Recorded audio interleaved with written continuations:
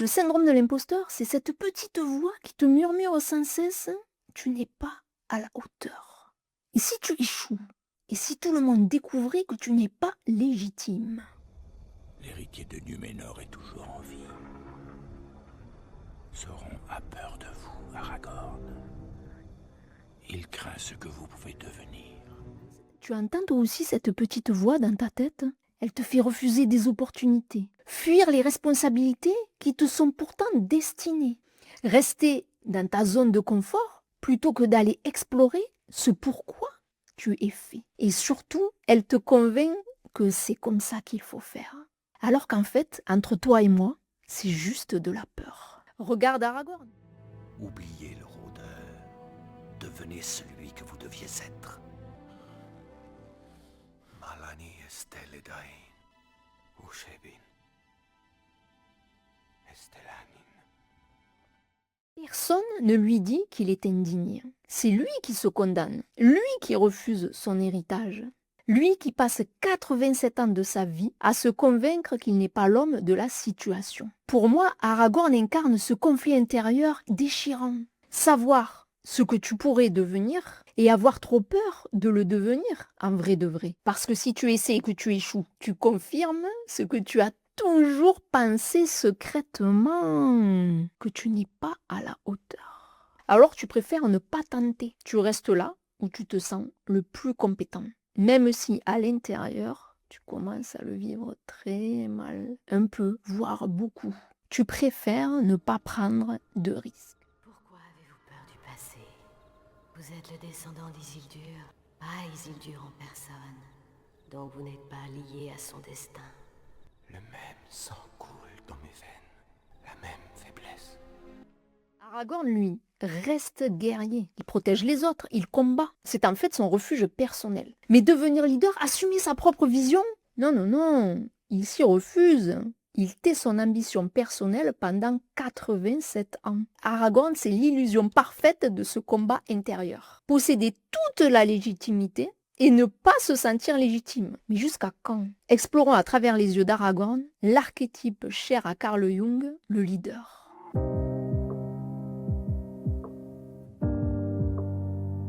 Avant de plonger dans l'archétype, faisons un rapide point sur l'histoire d'Aragorn. Parce que pour comprendre le leader, il faut comprendre Aragorn. Et surtout comprendre pourquoi il passe 87 ans à fuir ce qu'il est censé devenir. Aragorn est l'héritier légitime du trône de Gondor, le descendant direct d'Isildur, le roi de la Terre du Milieu. Mais quand on le rencontre, il se fait appeler Grand pas.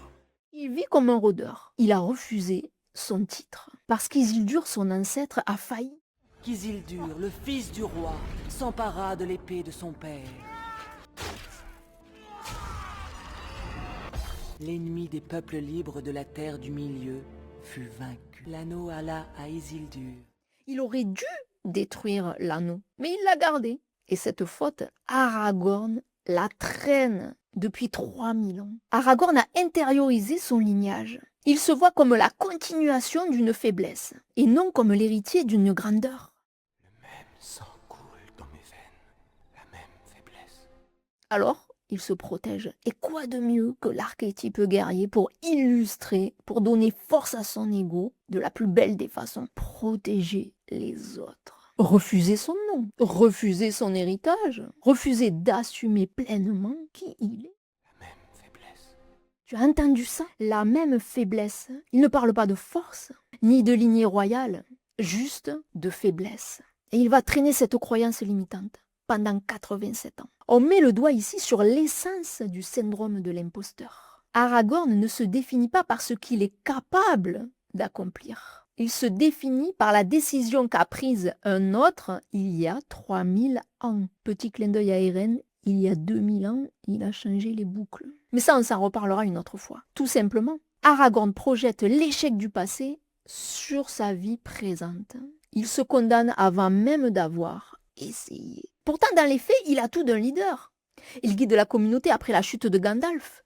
Il protège les hobbits. Il inspire même le roi Théoden. Il rassemble les armées. Il négocie avec les morts. Il fait tout ce qu'un roi fait. Il a toutes les compétences d'un leader, mais il agit en tant que guerrier. Aragorn développe l'énergie de son ego, du guerrier, par nécessité. Et il excelle dans ce rôle. Le guerrier combat pour une cause définie par un autre, il l'exécute. Le leader, lui, définit la cause et la protège aussi, en harmonie. Et c'est précisément là où Aragorn va bloquer. Il peut être le bras armé d'une vision, celle de Gandalf à l'occurrence. Sauron ne souffrira aucun rival, mais il n'est pas assez puissant pour être à l'abri de la peur. Le doute le ronge déjà. La rumeur l'a atteint. Sauron a peur de vous, Aragorn. Il craint ce que vous pouvez devenir. Alors il frappera vite et fort le monde des hommes. Ce qui est fascinant avec Aragorn, c'est qu'il ne devient pas leader. Il accepte ce qu'il a toujours été. Mais il y résiste. Et au fil de l'histoire, il va se transformer. Son voyage se résume à cesser de fuir sa propre puissance.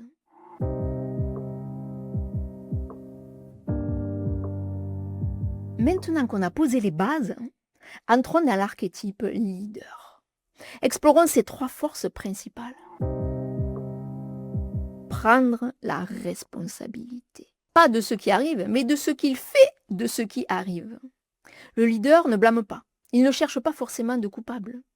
Il se demande qu'est-ce que je peux faire avec ça? Qu'est-ce que je décide de faire avec ça? Quand Gandalf tombe à Khazad-dûm, tout le monde est sous le choc. Aragorn prend le lead. Legolas, relevez-les.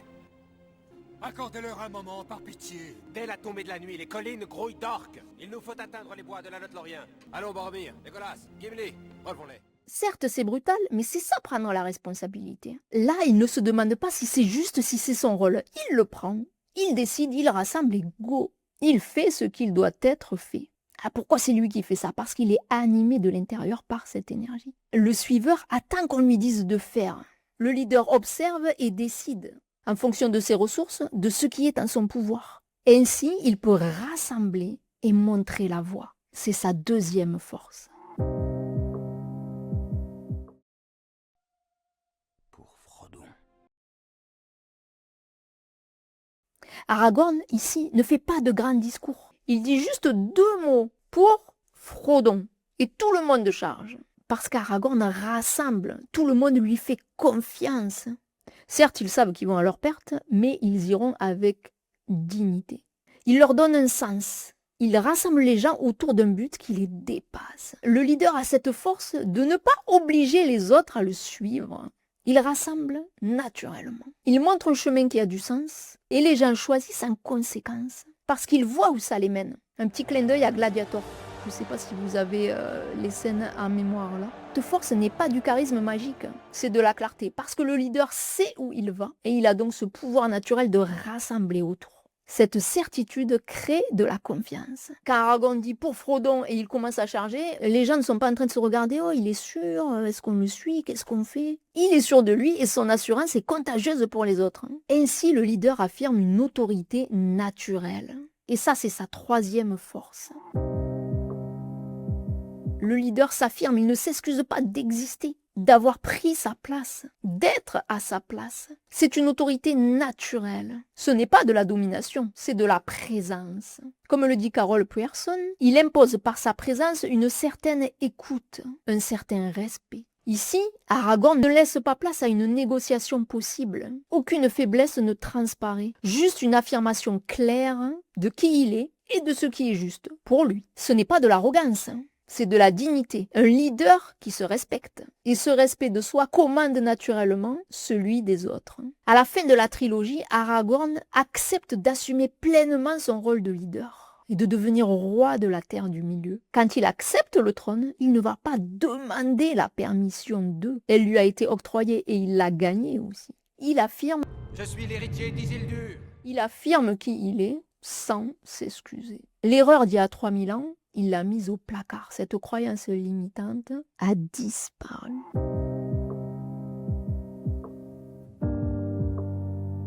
Maintenant, on va partir là où ça fait mal, parce que qui dit force, dit faiblesse. Et si tu ne les reconnais pas, elles peuvent transformer le leader en soi, à l'ombre de lui-même, en tyran. Le leader peut avoir besoin de tout contrôler. Les situations, les personnes, les résultats. Parce que dans sa tête, s'il ne contrôle pas, ça va mal tourner. Pourquoi? Parce qu'il a peur. Peur que les autres échouent, peur que le chaos revienne, peur de perdre tout ce qu'il a construit. Alors il décide de resserrer les rênes, de plus en plus fort au besoin. Le problème, tu le vois venir, c'est qu'à force de tout contrôler, tu étouffes tout autour de toi. Les gens ne peuvent plus respirer, ils ne peuvent plus grandir en autonomie. Ils deviennent de simples exécutants, voire des figurants de leur propre vie et non plus des acteurs. Aragorn montre cette faiblesse quand il doute, quand il veut forcer Frodon à prendre une certaine direction, quand il s'énerve contre les décisions des autres. Ce sont des moments de surcharge mentale, et d'ailleurs Théoden est l'exemple parfait du leader déchu qui vit à l'ombre de lui-même. Lui, il a carrément perdu le contrôle de sa propre vie. Mais ça, on s'en reparlera dans une vidéo spéciale sur la Shadowside, qui n'est pas le sujet aujourd'hui. Ce qui sauve Aragorn de cette version d'ombre, c'est qu'il est bien entouré. Arwen, Gandalf, une énergie leader s'entoure idéalement d'une énergie sage, magicienne. On le voit ici avec Gandalf, on le voit aussi dans Arthur et Merlin, si ça vous dit quelque chose. Aragorn peut ainsi faire confiance et accepter que d'autres aient raison, que d'autres suivent leur propre chemin. Clin d'œil à Legolas. Imaginez Aragorn manipuler Legolas. La deuxième faiblesse d'un leader peut être la manipulation. Un leader peut manipuler de façon subtile, en guidant les gens vers ce qu'ils pensent être bon pour eux, mais qui ne l'est pas forcément, parce qu'ils ne l'ont pas décidé, en tout cas en leur âme et conscience. Ce n'est pas des choix qu'ils font, mais qu'on leur impose. Aragorn frôle la manipulation plusieurs fois. Quand il veut orienter les choix de la communauté, Vous n'avez pas l'intention de les suivre? Le destin de Frodon n'est plus entre nos mains. vous reconnaissez d'ailleurs peut-être quelques traits de comportement de personnes qui vous entourent ici. Qui sait? Ce qui différencie un leader sain d'un manipulateur, c'est l'intention. Le leader sain recherche l'harmonie. Le manipulateur recherche des exécutants obéissants. Aragorn comprend cela. Regardez ce moment où il laisse Frodon partir seul. Dans cette scène, ici, Aragorn lâche le contrôle. Il comprend que Frodon doit faire son propre choix. Il ne le manipulera pas. On en arrive à la troisième faiblesse.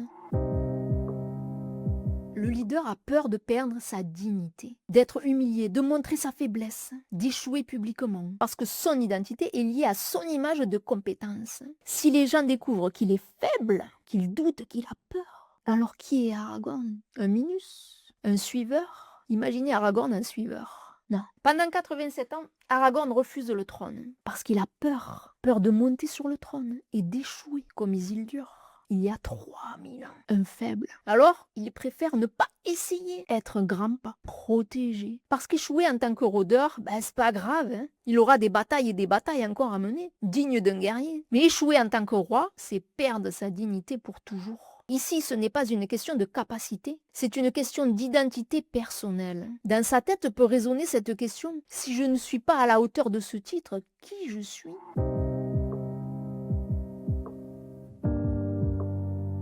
Aragorn ne peut pas régner sur un royaume en paix tant qu'il est lui-même en guerre avec son identité propre, celle du leader. Et c'est pour ça qu'il fuit pendant 87 ans. Il n'est pas encore prêt tout simplement à endosser ce rôle, à assumer ce rôle de leader à 100%. Parce qu'il n'a pas encore fait la paix avec son héritage passé, ses peurs, et donc sa valeur. Qu'il prouve encore avec son énergie de guerrier, dans laquelle il excelle au passage. Et le moment clé, c'est quand Elrond reforgeait Narsil. Et surtout quand Aragorn accepte. Ils obéiront au roi du Gondor. Endurez la flamme de l'Ouest forgée avec les fragments de Narsil. On remarque bien qu'il doute. Oh, combien il doute. Mais il décide d'accepter. Parce qu'il entrevoit cette vie harmonieuse prospère. En tout cas pour lui, en tout cas. Et donc par extension pour les autres. Ce n'est pas juste une épée qui est reforgée. C'est lui-même, parce qu'il accepte complètement son identité. Il trouve enfin la paix intérieure dont il avait besoin. Et cette paix lui permet de développer son leadership. Libérez-nous. Vous nous avez donné votre parole. Je considère votre serment accompli. Allez, soyez en paix. Et de devenir roi de la terre du milieu en paix. Non un roi en process, un roi stable, prêt à prendre ses pleins pouvoirs. Alors la vraie motivation du leader est de la question: quelle puissance en toi refuses-tu encore d'assumer? Parce qu'une vie harmonieuse et prospère, chacun en a sa propre définition. Elle ne correspond pas forcément à autrui. Est-ce l'argent, la reconnaissance, l'aventure, la famille? La création, le pouvoir, la liberté. Chacun sa définition. Alors le leader conscient, ce n'est pas celui qui a le plus de pouvoir. C'est celui qui sait pourquoi il veut du pouvoir. Et ce pourquoi, il est propre à chacun. Parce que si tu construis la vie de quelqu'un d'autre, même avec succès, à l'intérieur, est-ce que tu seras comblé?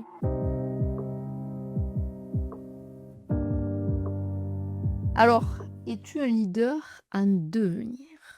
Si tu t'es reconnu dans Aragorn, si tu ressens ce syndrome de l'imposteur, si tu as cette croyance de ne pas te sentir à la hauteur, alors que tout prouve le contraire autour de toi, petite confidence, je suis dans ton cas, mais je me soigne à dose de je suis assez. Pourquoi Aragorn a surmonté son syndrome de l'imposteur? D'après toi, parce qu'un leader dans l'âme assume ce que les autres fuient éternellement, leur propre grandeur. Cette grandeur qui fait peur, qui pour Aragorn porte le poids du passé, qui t'expose au jugement des autres. Et c'est précisément cette capacité à prendre la responsabilité, à rassembler, à créer une vie d'harmonie prospère. Et tout ça, c'est peut-être déjà en toi. C'est déjà en toi. Ça attend juste une petite décision de ta part. Décider d'assumer. Par petits bouts, on est d'accord. Aragorn a fait ce chemin. Il a arrêté de fuir. Il a accepté qui il est. Parce qu'il a décidé que ses peurs ne décideraient pas pour lui. Alors, petite question pour toi. Quelle puissance en toi refuses-tu d'assumer ou de prendre? Commence par l'identifier, l'accepter, enfin la reconnaître. Et surtout, n'attends pas la permission de qui que ce soit. Donne-toi la juste. Pour t'aider d'ailleurs, j'ai créé un test gratuit basé sur les travaux de Jung et de Pearson pour découvrir ton archétype dominant, voir tes archétypes dominants aujourd'hui. Le lien est en description ou en bio, je crois. Le reste t'appartient. Assume qui tu es.